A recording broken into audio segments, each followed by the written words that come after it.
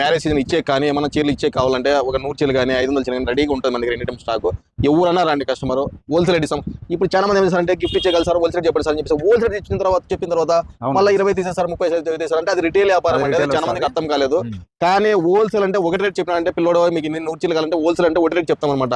దానివల్ల ఆ ప్రకారం మీరు ఫాలో కానీ మీరు రిటైల్ మైండ్ సెట్ మరి పెట్టుకుని వచ్చి మాకు తగ్గింది సార్ అని చెప్పేసి అంటే అది మీకే ఇబ్బంది కానీ ఎక్కువ చెప్పి తగ్గిస్తే మాకే ఎటువంటి ఇబ్బంది లేదన్నమాట.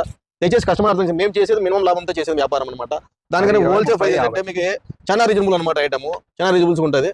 దానివల్ల రేట్ బార్గెన్ చేయదండి అవుతుంది, కలర్ చేంజ్ అవుతుంది, ఈ విధంగా ఉంటుంది అనమాట. తీసుకుంటే క్యాటలాగ్ మొత్తం తీసుకోవాలి, అదైతే గుర్తుపెట్టుకోండి. మరి లేట్ చేయకుండా బాలాజీ టెక్స్టైల్స్ పామిల్లో ఉంది, మెయిన్ బజార్ లో రోడ్లో నుంచి 15 షాప్, మైన్ రోడ్ నుంచి మైన్ బజార్ లకి రోడ్లో షాప్ నుంచి 15 షాప్.